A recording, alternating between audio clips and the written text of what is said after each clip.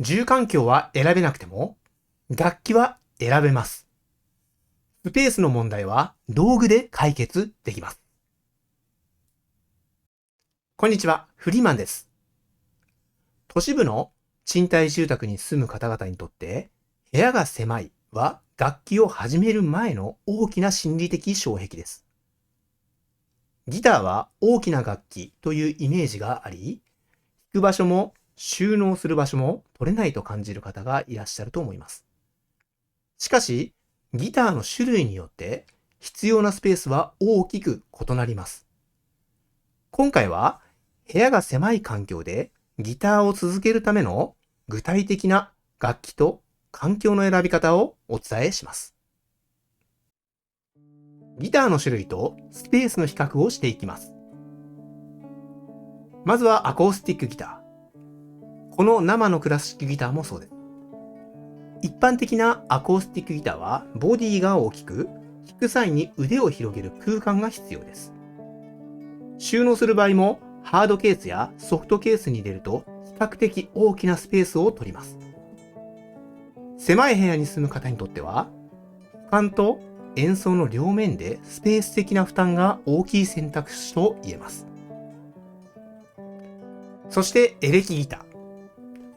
ボディが薄いため、アコースティックより収納はコンパクトです。しかし、演奏にはアンプが必要で、アンプのスペースと音量の問題が加わります。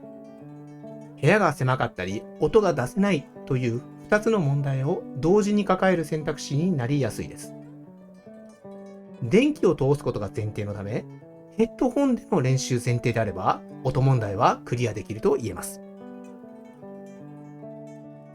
サイレントギター。このサイレントギターはボディが枠だけの構造で、通常のギターと比べてコンパクトです。重量も軽く、壁掛けスタンドやコンパクトなギタースタンドに立てても圧迫感が少なく済みます。演奏時の音量が極めて小さいため、狭い部屋での音の問題も同時に解決してくれます。部屋が狭いという課題に対して、最も包括的に応える選択肢の一つと言えます。クラシックギターでも通常の生ギターではアコースティックギターと同様の音量が出ることとスペースが必要となります。狭い部屋でギターを続けるための環境設定を見てみます。収納ではなくディスプレイという発想を持つことが大切です。ギターをケースにしまう発想をやめてしまいましょう。壁掛けのギタースタンドを使い、壁に飾るように立てかける。もしくは小さなスペースを取らないスタンドを使ってみる。これにより床面積を使わずに収納でき、かつ視野に入ることで弾く頻度が上がります。ギターがしまうものから飾るもの、いつでも弾けるものに変わると、部屋とギターの関係が変わります。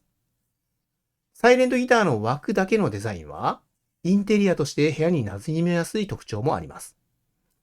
壁掛けが厳しい場合は、もちろん先ほどの通り、携帯用の簡易ギタースタンドがおすすめです。弾くスペースは意外と小さくて大丈夫です。ギターを弾くために必要な実際のスペースは、椅子1脚分と腕が少し動く程度の空間だけです。ストラップを使ったらいつもいらないかもしれませんね。広い部屋は必要ありませんよ。ソファーの端、ベッドの横、デスクの前。これらのスペースで十分に演奏ができます。弾く場所がないという問題は実際に試してみると解消されることが多くあります。特にギターの場合は、ピアノなどの楽器と違い、スペースには非常に恵まれていると言えますね。これはあまり真似してほしくないのですが、寝る前に電気を暗くしてから布団の上でヘッドホンをして少し弾いてから寝るといったことよくあります。もう寝ろよって状態で弾くんですよね。ヘッドホンが部屋の狭さを無効化してくれます。狭い部屋での演奏で音量が問題になる場合、ヘッドホンをつけることで外部への音漏れをほぼゼロにしてくれます。音の問題が解消されると、部屋の狭さという問題の大半は実質的に解決します。音さえ出なければ、弾く時間帯も場所も自由になります。狭い部屋に最適なギター周辺グッズの選び方を見ていきましょう。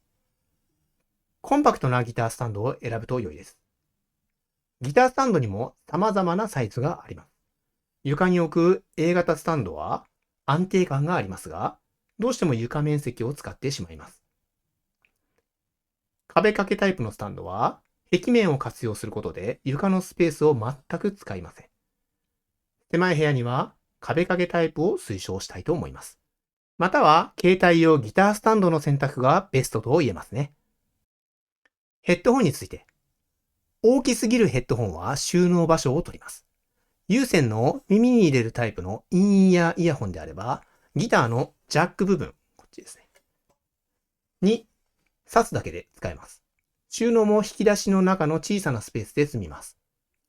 機能的にも狭い部屋での練習用途には十分な性能があるかと思います。ただ、小スペース、簡易といった意味ではインイヤーがおすすめだと思うんですが、スペースにこだわらなければ音質とこの装着感が安定している有線のヘッドホンが良い選択かなと感じます。まとめです。部屋が狭いということはギターを諦める理由にはならないです。楽器の選択と環境の設計を正しく行えば、ワンルームのマンションでもギターを長く続けることができます。住環境は変えられなくても、楽器と環境設計は今日から変えられます。まず楽器の選択から見直してみてはどうでしょうか。最後までご視聴いただきありがとうございます。サイレントギターとクラシックギターについて論理的な視点で動画を出しております。興味があればチャンネル登録しておいてください。困っていることやリクエストがあればコメントで教えてくださいね。別の動画で取り上げていきます。それから一つだけ。概要欄に無料の練習設計図を受け取れる登録フォームリンクを貼っております。15分の練習設計図から始まる5日間のメールプログラムです。まだ受け取っていない方は概要欄から確認してみてください。フリーマンでした。ではまた。